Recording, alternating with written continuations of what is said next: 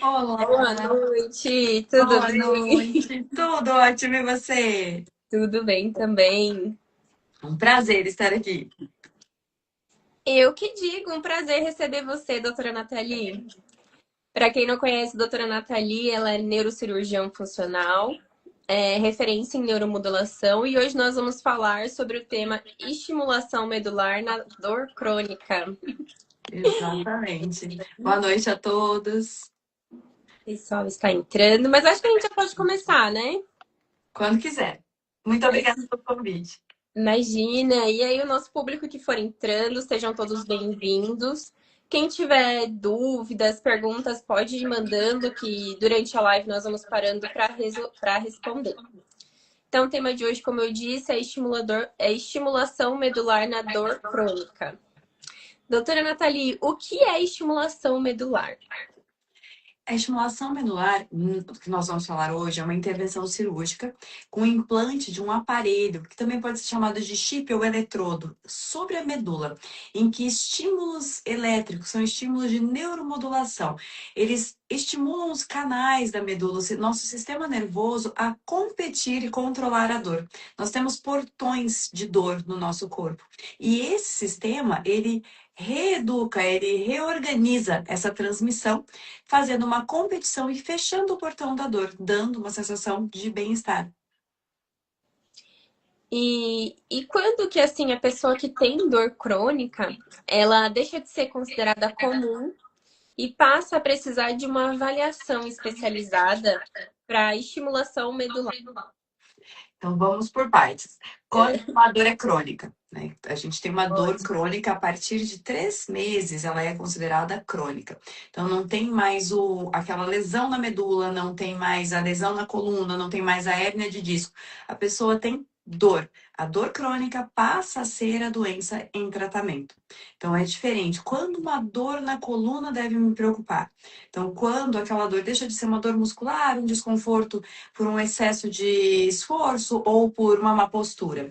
Quando essa dor começa a ter repercussão na minha qualidade de vida, quando os sintomas motores ou sensitivos aparecem, quando começa a ter frequência e limitação nas atividades, aí você deve procurar um especialista. Quando a dor crônica tem indicação da estimulação medular, aí é importante avaliar qual a causa da dor. Se essa dor crônica é de origem neuropática, aí sim, ela tem uma indicação de tratamento com a neuromodulação. Dessa forma, a gente está aqui falando de coluna, por exemplo, uma paciente ou um paciente com uma dor crônica na coluna que já foi submetido a tratamento cirúrgico e mesmo assim permanece com dor. Então, nesse caso, um paciente com uma dor neuropática crônica que a doença de base já está, inclusive, tratada, mas ainda assim a dor persiste. Então, esse é um bom caso de indicação. Outros casos seriam neuropatias, como, por exemplo, uma neuropatia diabética, uma neuropatia periférica, uma síndrome da dor complexa regional. São dores do tipo neuropáticas. Entendi. É isso mesmo que eu ia perguntar, se a estimulação medular ela é indicada só para dor crônica ou ela pode ser utilizada em outros casos. A gente não faz a estimulação medular em dores agudas, tá? Dor aguda é um mecanismo completamente diferente. Então, a gente tem, vamos dar um exemplo de uma entorse. Aquela dor intensa, muito aguda. Outro mecanismo de dor, o mecanismo de nocicepção de dor. Então, é outro mecanismo, um anti-inflamatório, um analgésico naquele momento, um tratamento da dor aguda, diferente do tratamento da dor crônica. Então, a estimulação medular não é feita para dores agudas. Ela tem indicação em dores crônicas, dores neuropáticas, em doenças específicas. Aí sim o tratamento é muito eficaz quando bem indicado. Que bacana. Doutora Nathalie, nós começamos a live, só que nós sempre recebemos pessoas novas e eu acabei não perguntando, não pedindo, na verdade, para você se apresentar também, para que as pessoas te conheçam, apresente todo o seu trabalho. Então, eu sou neurocirurgiã funcional. A neurocirurgia funcional é uma subespecialidade da neurocirurgia que ela direciona os tratamentos para dores crônicas, distúrbios do movimento e epilepsia. No caso, hoje nós estamos no distania, que é o nosso segundo distúrbio de movimento mais comum, mas falando da dor crônica, que é um dos focos da neurocirurgia funcional. Então, minha intenção é sempre devolver funcionalidade e qualidade de vida. Então, o movimento e a dor fazem muito parte disso. Ah, legal. A Nilde colocou aqui, futura vice-presidente do Instituto de Sonia Saúde. Sim! É isso aí. Boa É, noite, querida. e agora, doutora Nathalie, como saber quando medicamentos e fisioterapia já não estão sendo suficientes para controlar essa dor? Você falou 3 meses, né? É no mínimo, assim, 3 meses ou pode ocorrer de casos diferentes? Então, a gente tem há 3 meses a nossa classificação para dor crônica, não para a indicação do tratamento. Então, a falha de tratamento são situações diferentes. Eu tenho situações em que eu vou fazer uma avaliação e um tratamento de um quadro muito agudo, em que eu vou avaliar por um período de 6 a 8 semanas. No caso de uma dor crônica, ela é considerada crônica após este período, é um outro tipo de situação. E quando indicar um tratamento de pelo menos 6 meses, com medicações de forma ideal, com fisioterapia de forma ideal, é o adequado, né? Mas isso tem que ser sempre individualizado. Quanto está limitando a vida do paciente? Qual é o nível de dor que ele está sentindo? Qual a repercussão? Que território que é? Né, o comprometimento da funcionalidade é muito importante. Mas um tratamento de pelo menos 6 meses é o ideal para eu ter esse tempo da interpretação da dor, da avaliação e do diagnóstico dela como crônica, e mais um tratamento com toda a terapia otimizada, que inclui medicamentos, mudanças de hábitos, cuidados com o sono, com a alimentação, avaliação psicológica, porque sim, é muito difícil ficar com dor todos os dias. Imagina, você desperta com dor ou você nem dorme por causa da dor. Você se vira na cama e acorda com dor. Aí você tem um evento familiar e não consegue ir pela dor, limitado porque não consegue as suas atividades de trabalho. Então, assim, tem pacientes que queriam comparecer à faculdade, que tiveram que ficar afastados porque não conseguiam ficar sentados no período das aulas. Então, é extremamente incapacitante. Não existe uma indicação, deu essa data daqui para frente, daqui para trás. Não, cada pessoa é muito única. Sim, imagino o quanto deve ser difícil, né? Para pessoa que tem esse tipo de dor, realmente. Quais pacientes podem se beneficiar da neuromodulação para tratamento da dor? A neuromodulação, aqui a gente está falando da estimulação medular, mas neuromodulação existem de diversas formas, né? Inclusive, por exemplo, alguns tipos de radiofrequência, como a pulsada para neuromodulação. Então, aqui estamos falando da medular, no caso, pacientes com dores neuropáticas. Como eu citei, doenças como a síndrome da dor complexa regional, neuropatias periféricas, doenças crônicas da coluna, síndrome do insucesso da cirurgia da coluna, quando estruturalmente a cirurgia ficou muito bem, não teve uma falha, uma intercorrência no procedimento. Uma cirurgia que pode ter corrido tudo bem, mas a dor cronificou mesmo assim. Esses pacientes podem se beneficiar muito do tratamento. O que é muito comum, né, doutora Nathalie? Assim, essa dor não passar mais, né? Mesmo após alguns já tratamentos, né? É comum. E um dos fatores é deixar também que ela cronifique. Porque, como você perguntou, quais são os sinais de alerta? Quando é que eu devo procurar? E muita gente sente a dor e fala: ah, mas todo mundo tem dor. Ah, mas essa dor me acompanha há anos e vai deixando. E assim, quando vai procurar o tratamento, também o seu corpo ele já aprendeu um caminho de que é sentir dor.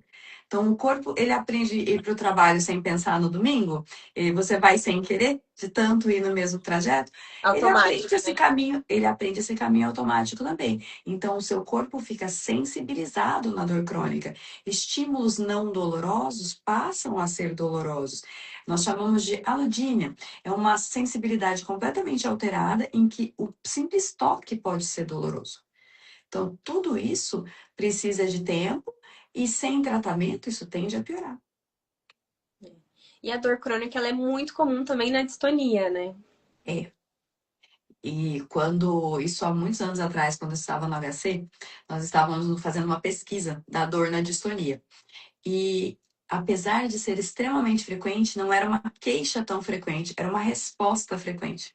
Os nossos pacientes chegavam com muito interesse na busca pela melhora do movimento, melhora da funcionalidade, e não se queixavam tanto da dor. E quando nós questionávamos sobre a dor era sempre intensa o tempo todo.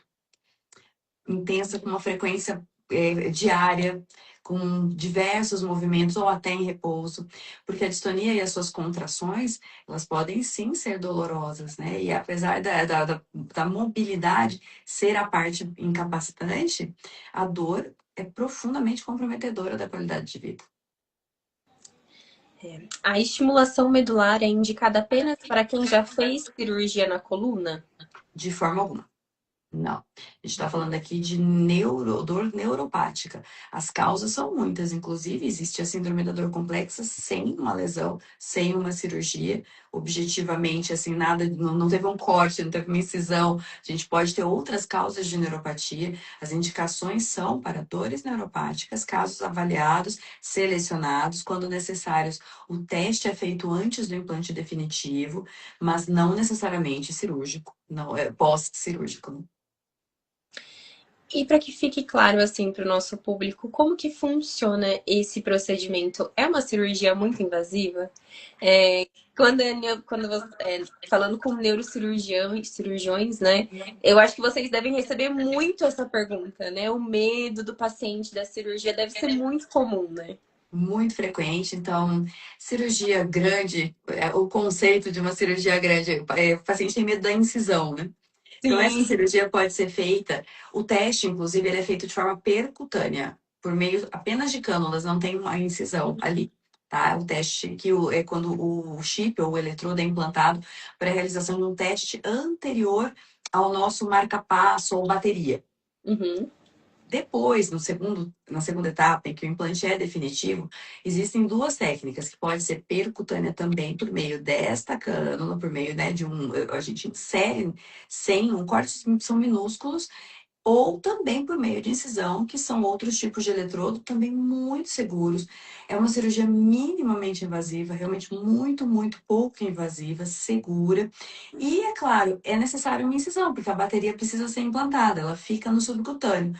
Mas, assim, é uma incisão pequena, é uma cirurgia de complexidade, no sentido da delicadeza das estruturas, do que se faz, dos testes, da tecnologia, mas não é uma cirurgia com uma invasibilidade grande, não.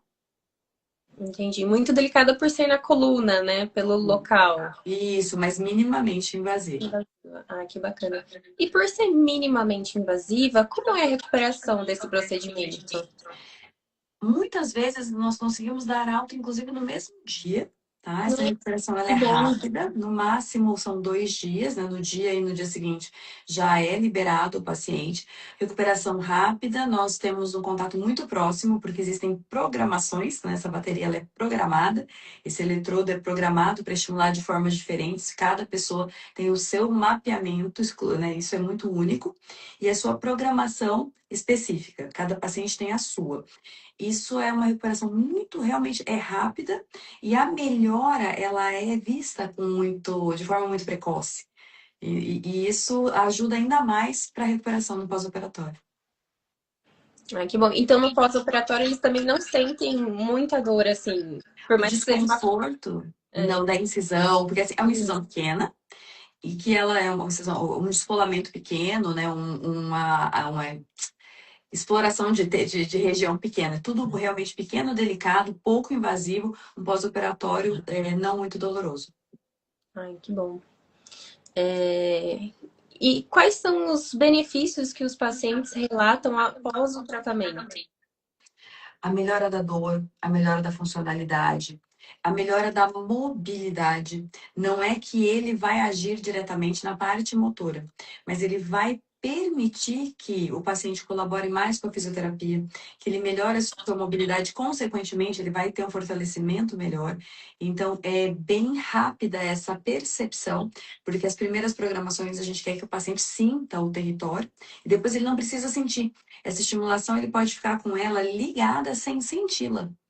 Então, está estimulando, o corpo sabe, né, o sistema nervoso sabe, mas ele não precisa ficar sentindo o território de estimulação. Se necessário, ele pode sentir, a gente pode mudar essa programação.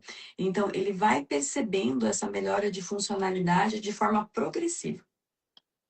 Ah, legal. É muito parecido, então, esse dispositivo até com o DBS, que o Muito nosso parecido. público aqui da distonia é mais acostumado. O DBS na distonia, ele tem uma particularidade.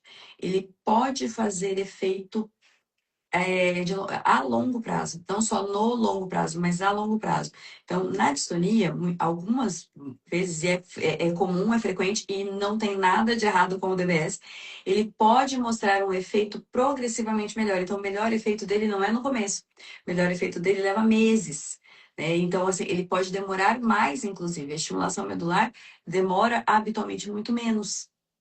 Ah, que bacana. E quais são os principais. Ah, peraí. A estimulação medular pode ajudar pacientes que convivem com dor há muitos anos? Porque a gente falou ali a partir de 6 meses, mas como você disse, tem aqueles pacientes que convivem com aquela dor e às vezes se acostumaram, né? E às vezes, através de um conteúdo desse, podem ter o conhecimento que existe tratamento para essa dor, né? E eles também são beneficiados? Também são beneficiados. Como eu coloquei, como tudo, quanto mais precoce se procura o tratamento, melhor a sua chance, maior a sua chance, mais rápida de reversão ou de controle, né? Muitas vezes a gente não consegue deixar essa dor zero, mas melhora muito e permite a qualidade de vida.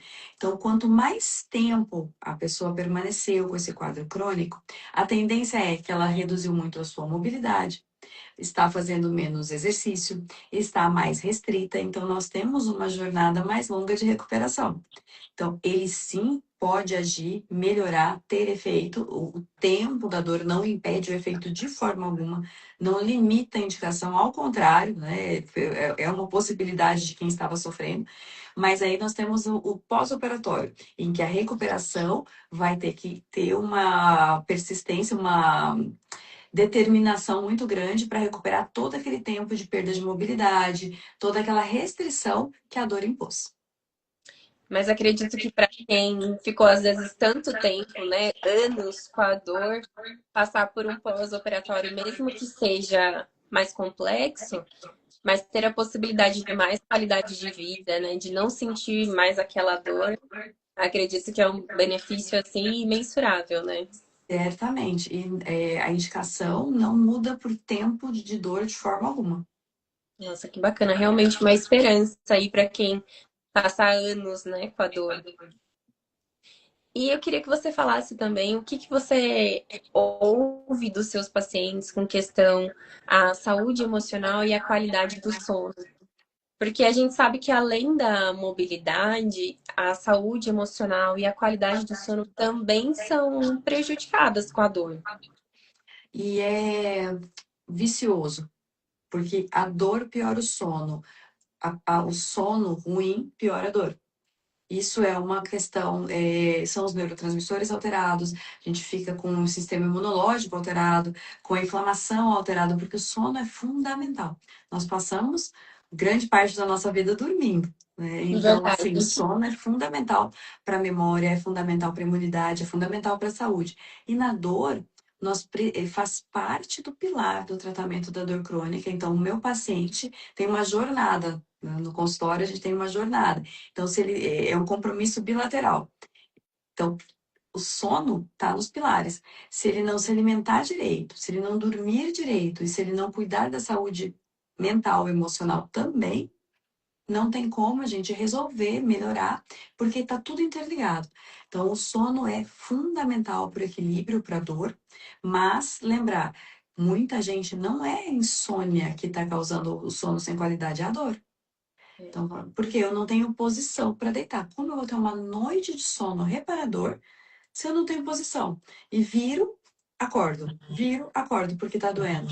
Então, a gente precisa tratar como um todo, né? Então, a maioria, não vou falar todos os pacientes, mas muitos dos pacientes não têm insônia por si só. Eles têm dor que limita o sono, posições que limitam o sono. E no caso da parte emocional, também é fundamental. Cuidar da saúde física, cuidar da saúde mental. Nós temos a memória da dor, a labilidade emocional, que é essa flutuação emocional. A dor gera e agrava quadro depressivo, quadro ansioso. Então, sem tratar a parte psicológica, sem a terapia associada ao tratamento da dor crônica, o tratamento fica certamente muito mais difícil.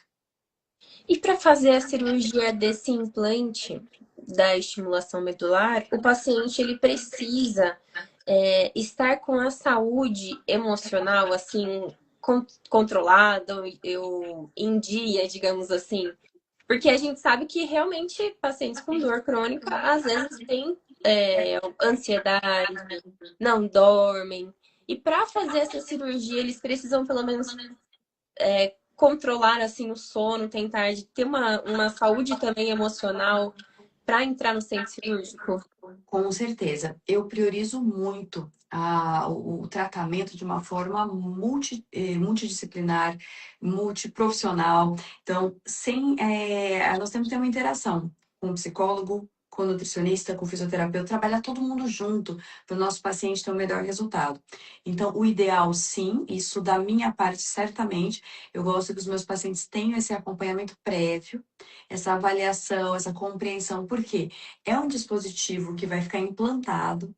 Você tem que ter essa noção de que ele vai ficar, que ele vai precisar ser recarregado ou não, que existem as trocas, alinhar a expectativa do que ele é capaz de resolver e do que não é a parte dele.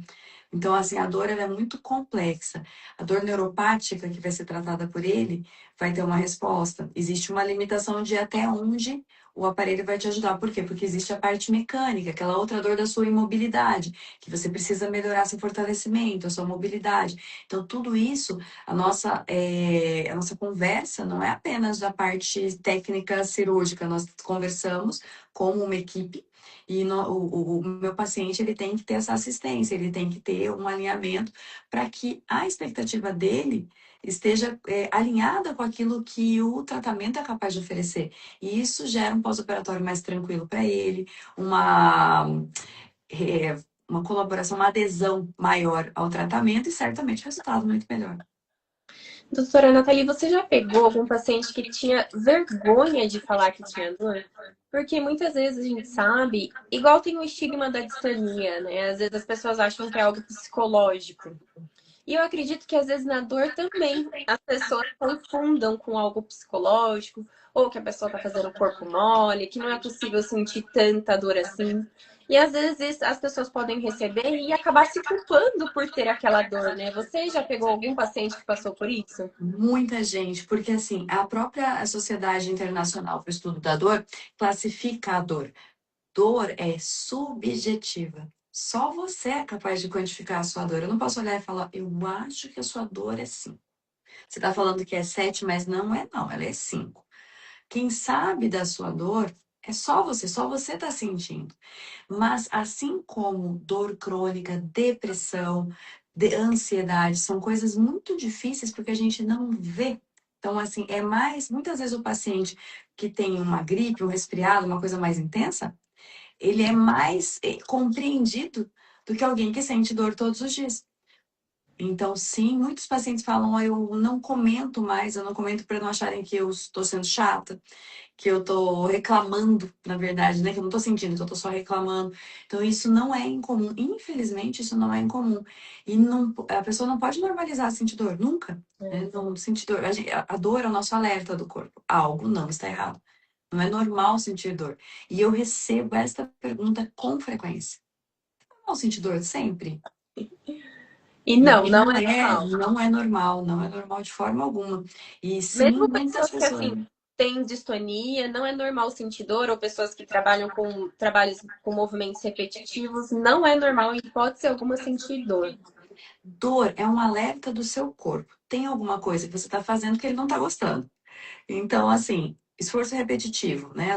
Existem as doenças por esforço repetitivo. Então, quer dizer, o seu corpo está te contando, não está bem. Se você insistir, ele vai ter uma lesão. Porque a dor, uma outra pergunta frequente também, por que que a gente sente dor? É. Né? E quem faz essa pergunta, ela não está perguntando assim, neurociências, ela está incomodada. Por que que eu sinto dor? A dor é o nosso corpo nos protegendo. Imagina se a gente não sentisse dor. Viveria com queimadura, fraturaria os ossos sem perceber, teria milhões de lesões que a gente não percebe. A dor ela é protetora. Como é que eu vou saber que eu tenho algo errado, uma inflamação começando, uma doença começando, se eu não estaria, não estou sentindo nada? Então, a dor é uma proteção. Existem síndromes, inclusive é uma síndrome genética familiar, em que as pessoas não sentem dor. E essas pessoas têm diversas lesões. Nossa. Diversas lesões. Então, são pessoas que têm fraturas, que têm queimaduras, porque ela vai pisar num prego e ela não vai sentir dor. Ela vai encostar no fogão, ela não vai sentir dor. A dor não é o nosso corpo contra nós, ele está tentando nos proteger. Nossa, eu não esperava. Nunca gostei de sentir dor, mas agora ressignifiquei, né? Realmente como um alerta, né? O tratamento, ele pode ajudar também, o tratamento com a estimulação medular, né? Ele pode ajudar o paciente a reduzir o uso dos medicamentos para dor. Com certeza, uma das coisas que nós mais gostamos de fazer, inclusive, porque a estimulação medular não tem os efeitos colaterais. Né? Não tem, ela não vai sobrecarregar seu fígado, seu rim, não vai interagir com outros medicamentos. Ela vai, inclusive, permitir retirá-los. Então, sim, com certeza. E existe risco ou contraindicação para estimulação medular? Risco todo procedimento tem. Não existe nenhum. Eu sempre falo para o paciente: se alguém te disse que algo não tem risco, não faça. Porque tudo tem. São riscos pontuais. Isso tudo depende. Ah, qual é o risco? Tudo depende de qual o tipo da dor, onde será feito o tratamento, porque varia conforme a localização. Tá? Hoje em dia, extremamente seguro. Já era um procedimento seguro, é cada vez mais seguro. Feito tudo guiado por imagem, com monitorização intraoperatória. Então, é um procedimento realmente muito seguro. Tá? Ele tem indicação ou não indicação. Uma contraindicação é diferente, né? Não é para você é contraindicado, não. Para você não está indicado. Quando que ele mesmo indicado não pode ser feito? Quando há alguma restrição da cirurgia, pacientes que têm um risco cirúrgico muito elevado, comorbidades, que são outras doenças que impedem a realização da cirurgia. Aí a gente não pode fazer mesmo com a indicação, com situações de saúde geral que impedem. Mas as indicações são aquelas que eu comentei, relacionadas às dores neuropáticas. Tá. E ele também não reage com nenhum medicamento. Assim, você pode seguir a sua vida e os seus outros tratamentos normais. Sim, ele não reage com os medicamentos. Ele é um implante sobre a medula, em que ele faz estímulos modulatórios para o sistema nervoso. Ele está agindo ali sem interação medicamentosa. Ele vai modular. Então, os nossos neurotransmissores, os canais, eles são moduláveis. O bem-estar, a competição com a dor, a redução da dor vai fazer com que a resposta do medicamento seja diferente, porque você vai precisar de doses menores, mas ele não está agindo sobre o metabolismo do medicamento. Nossa, que bacana. Explica pra gente, doutora Nathalie, qual a importância de uma abordagem multidisciplinar no tratamento da dor crônica? E quais são as outras equipes ou outros médicos que vocês atuam dentro da dor crônica? Fundamental. Eu, inclusive, no meu tratamento, no consultório, na jornada do meu paciente, nós somos uma equipe com toda a estrutura para isso, porque é necessário uma avaliação com acompanhamento psicológico. A parte nutricional interfere bastante, sim, tá? É muito importante. Fisioterapia, o educador físico, terapia ocupacional em muitos casos. O médico especialista em dor. Nós temos áreas diferentes, reumatologista, fisiatra, neurologista, neurocirurgião, o ortopedista, tudo depende de qual foi a causa daquela dor. Então, o paciente que tem uma doença reumatológica, em que aquela dor cronificou e limitou, tem que ser um trabalho em equipe. O paciente tem que ser visto de forma global. Ah, mas a dor dele é só na coluna, então a gente trata só a coluna. E não é assim que funciona. Tem que tratar os pilares, e essa equipe trabalhando junta beneficia muito o paciente. Entender até o que está causando aquela dor, né? E uma equipe que conversa, né? Então, assim, é lá, cá. Não, uma equipe que trabalha junto, porque aí o paciente tem realmente um benefício real, é muito maior trabalhando todo mundo pelo propósito da melhora daquele paciente. E é importante também definir objetivos, né? Entender o que é importante para esse paciente, né? Por que que ele também quer fazer esse procedimento? O que que ele pensa após o procedimento? Tudo isso é importante? Alinhar a expectativa. É assim, o paciente chega para mim e fala, eu quero assistir as minhas aulas da faculdade, eu quero sentar e assistir as aulas, eu não quero mais tomar esses medicamentos analgésicos em doses muito altas, estão me fazendo mal. Vamos alinhar, o que que a gente vai conseguir com esse procedimento? É isso? É possível? Tá dentro do nosso, da nossa programação, das possibilidades? O que que vai ser preciso? Aí, o paciente que queria brincar com o neto, que aquela dor estava impossibilitando. Então, como que nós vamos fazer? Mas não é só um pós-operatório, e a fisioterapia depois, e o educador físico ali para manter essa atividade. Então, alinhar a expectativa, o que cada um tem de objetivo e como que nós vamos alcançá-lo. E ter uma equipe também multidisciplinar para esse pós também é importante nessa reabilitação após o procedimento? Imagina, eu faço a cirurgia vai tudo bem, a resposta está excelente, está na cobertura da área da dor, mas o meu paciente fica imobilizado. Então, ele não faz, ele vai enfraquecer a musculatura e pode até ter um outro tipo de dor depois. Ou ele está emocionalmente muito abalado, sem assistência emocional, sem o ajuste necessário dos medicamentos, sem a terapia, sem acompanhamento. A cicatrização depende de bom sono, então tudo isso interfere. Nossa, essa eu não sabia, que a cicatrização depende de um bom sono. Então, olha como o sono é importante, né? O sono é importante, porque ele regula tudo. Então, eu vi pessoas falando, nossa, parece que a minha imunidade cai. Não parece. Existe um equilíbrio, então a gente tem uma homeostase, nosso corpo em equilíbrio. Se o nosso corpo estiver em equilíbrio, ele está dormindo bem. Então não adianta também ficar tomando vitamina se também não dorme, né? E assim, a necessidade de sono de cada um, existe uma média no mundo, né? Tem as pessoas que são mais diurnas, as pessoas que não são. Então, existem muitas diferenças entre. Isso é interpessoal. Mas existe o sono de qualidade, o sono reparador. Quando que eu sei que meu sono é suficiente para mim? Quando eu acordo bem. Então, acordar com sono, um sono reparador é quando eu acordo me sentindo bem. Pensa a fadiga de acordar cada dia mais cansado. Então, o seu sono não está sendo reparador. Nossa, eu imagino quanto eu já ouvi, inclusive, de várias pessoas falando: parece que eu durmo, parece que eu não descanso. Isso é muito frequente, uma fadiga crônica. Doenças como a fibromialgia têm esse quadro de fadiga crônica. Então, o paciente cada vez mais cansado. Eu posso dormir 12 horas que eu acordo cansado. O sono de qualidade não é o excesso, não é que eu peguei o fim de semana para dormir. Você não está fazendo bem para o seu organismo com isso.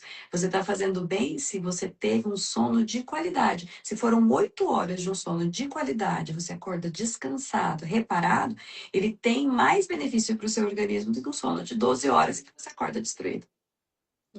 A nutricionista, ela também entra nessa equipe multidisciplinar?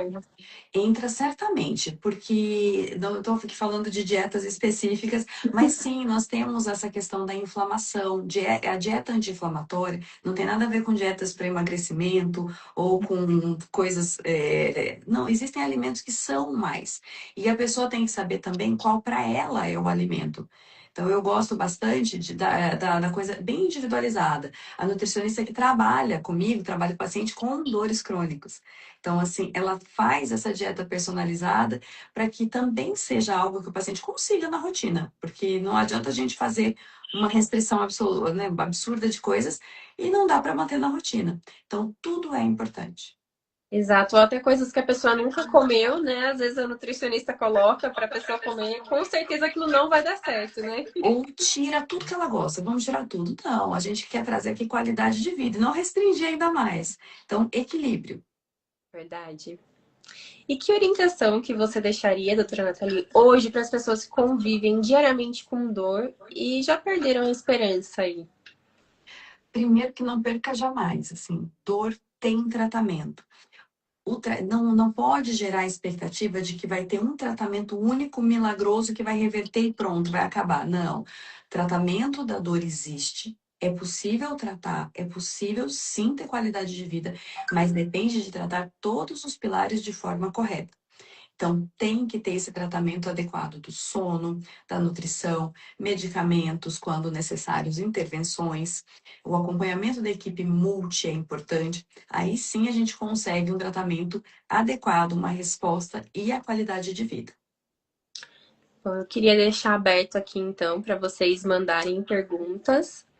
E queria que a doutora Nathalie falasse um pouco também do projeto que tem junto ao Instituto, sobre um pouquinho sobre a cartilha, ainda não vamos falar muito, mas um pouquinho para deixar aí um gostinho para o nosso público. Vamos lá, o nosso projeto 2026 que tá no forno. Na verdade, está quase saindo, né? Claro, Tá um é. projeto muito bonito. Eu acho que a informação é poder, conhecimento é poder.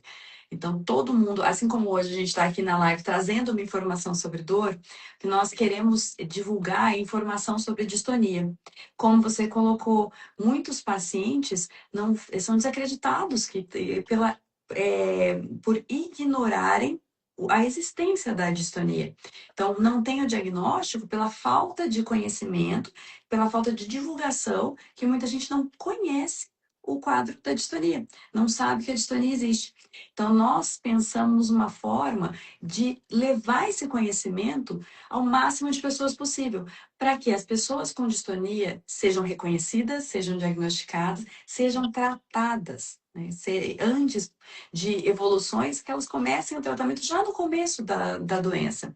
E que elas também saibam sobre os seus direitos, porque o paciente com distonia tem direitos. E tudo isso nós queremos levar. Então, o nosso projeto visa informar, visa dar esse poder do conhecimento para todas as pessoas, a máxima de pessoas possível, tanto pessoas com distonia, familiares de pessoas com distonia, quanto pessoas que não têm distonia. Eu vou falar que uma coisa que eu achei uma inspiração e algo que me motivou muito foi porque aconteceu comigo na vida pessoal, não foi como profissional. Na vida pessoal, eu comentei que estava numa cirurgia de paciente com distonia e aí me questionaram, mas o que é distonia? Eu falei, é uma doença, é um distúrbio do movimento, em que aí eu expliquei como era. Passado um tempo, eu recebi uma ligação. Acho que eu reconheci um paciente com distonia que precisa ser atendido agora. Abriu um quadro muito agudo. Aí a pessoa me disse que lembrou daquela informação. Falou: olha, eu nunca tinha visto. Eu não sabia o que era, mas como você me explicou, eu acho que é. E pedi para eles te procurarem. De fato, era. Então, assim, só que esta pessoa tinha passado em atendimentos sem diagnóstico.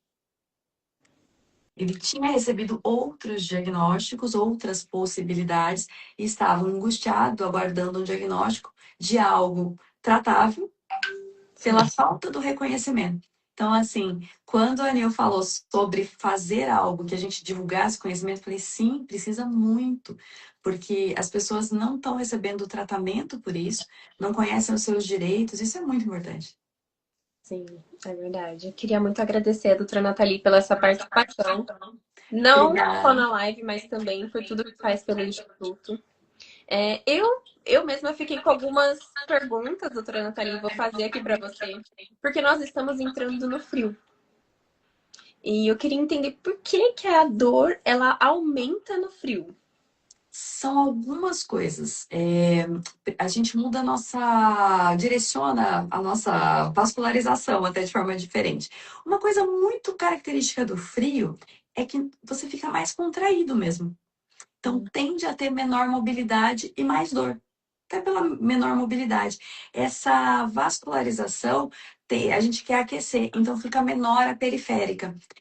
Tende a ficar mais contraído para mandar o calor. Isso também pode diminuir essa irrigação na parte das inervações mais periféricas. São fatores. Mas muito se deve a uma coisa simples, contratura muscular por menor mobilidade. Nossa, nunca imaginei. Então, Mas realmente faz todo sentido. fica O frio, às vezes, ele dói e a gente fica com esse tremor no corpo, né? Quando tá com frio, a gente sente esse tremor, né? e muita da mobilidade. Existe a questão da vascularização, né, a parte periférica, mas muitas vezes é contratura mesmo. Ó, recebemos uma pergunta. Doutora, tudo bem? Fui diagnosticada com a síndrome de Meiji, distonia nos olhos e boca. Gostaria de saber se somente a toxina para amenizar a dor, medicamento relaxante. Pode, a toxina é uma excelente indicação e pode-se ter uma boa resposta só com a aplicação da toxina.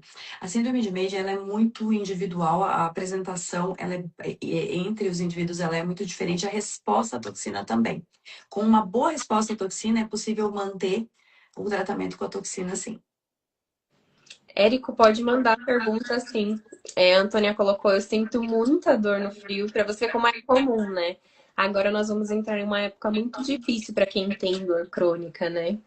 Sim, algumas delas entram, inclusive, em crises nesse período, e os meus pacientes de acompanhamento de longo prazo, já a gente tem uma programação de avaliação previamente, porque as crises são mais frequentes.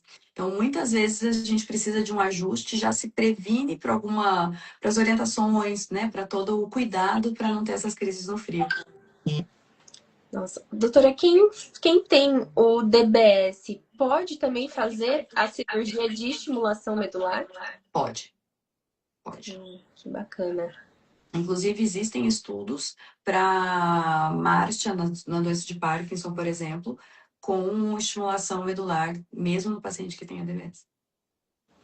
A Nilde compartilhou com a gente, meu braço esquerdo está doendo tanto que não estava conseguindo levantá-lo direito. Nós temos que fazer um tratamento, Nilde, É. para tratar essa dor esse inverno. Eu vi que a doutora estava compartilhando hoje nos stories sobre um outro tipo de tratamento, né? Como A gelado. crioblação. Isso, explica pra Isso. gente.